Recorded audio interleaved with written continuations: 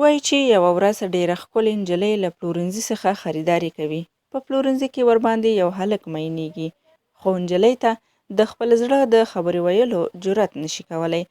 کله چې هلک په دې پوهیږي چې نجلۍ تل له همدې پلورنځي څخه خریداري کوي، نو تل ورته په همدې پلورنځي کې ځان حاضروي او تل د نجلۍ دیدار کوي. نجلۍ هم د ښایست درلودو سره سره ډېره مغروره او خودخوا وي.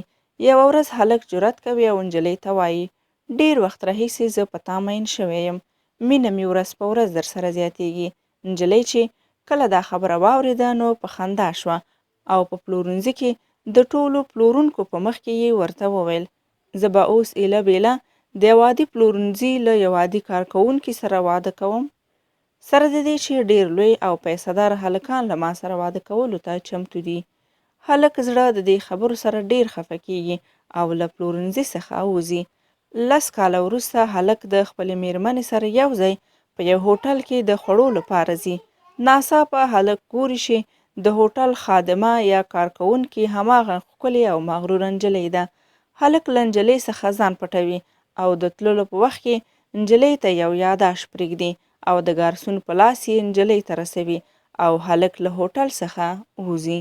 نجلۍ چې کله لیک پرانیزي نو پکې لیکلي وي: زه د هغه عادي پلورنځي یو عادي کارکوونکی نه وم، بلکې ما یوازې ستا د مینې لپاره او د دې لپاره چې هره ورځ تا وګورم هغه پلورنځی مې په ډېرو پیسو ځان ته اخیستی و.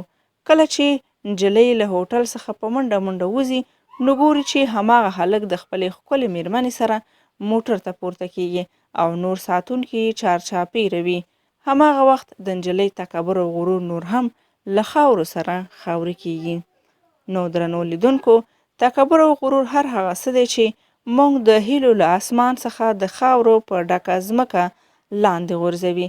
نو تل عاجزي کوئ، ځکه غرور صرف د الله سره خوند کړی چې له شان سره یې برابر دی.